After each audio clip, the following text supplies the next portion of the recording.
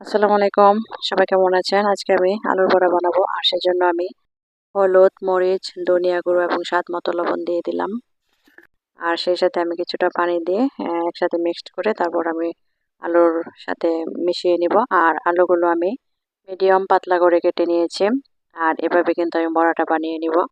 এখানে আমি আলুগুলোর সাথে মশলা ভালোভাবে মিশিয়ে নিচ্ছি। প্রতিটি আলুর সাথে মশলা ভালোভাবে মিশিয়ে তারপর আমি তেলের মধ্যে দিয়ে দিব। মেশানো হয়ে গেল। আর এখন আমি রান্নার তেল দিয়ে দিচ্ছি একটি ফ্রাই প্যানে। আর তেল ভালোভাবে গরম হয়ে আসলে কিন্তু আমি আলুগুলো দিয়ে দিচ্ছি। আমি সবগুলো আলুর স্লাইস এভাবে দিয়ে দিব তেলের মধ্যে। চুলার আগুনটা মিডিয়াম লো হিটে করে রেখেছি।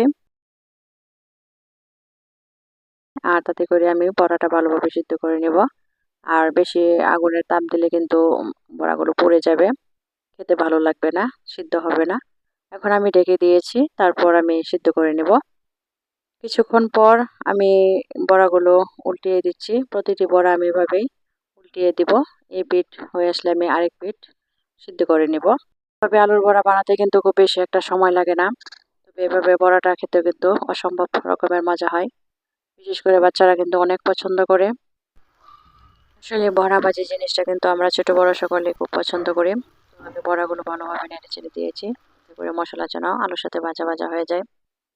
আর আমি একটু ঢেকে দিয়েছি, তারপর আমি আবার উল্টিয়ে দিব। আমার বড়াগুলো কিন্তু নামিয়ে নেওয়ার আগেই অর্ধেক হয়ে গেছে। তার মানে আমার এখান থেকে প্রায় কিছু বড়া সে আগেই নিয়ে খেয়ে নিয়েছে, সিদ্ধ হয়ে গিয়েছে। তারপর ও অনেক কিন্তু পছন্দ করে এগুলো খেতে।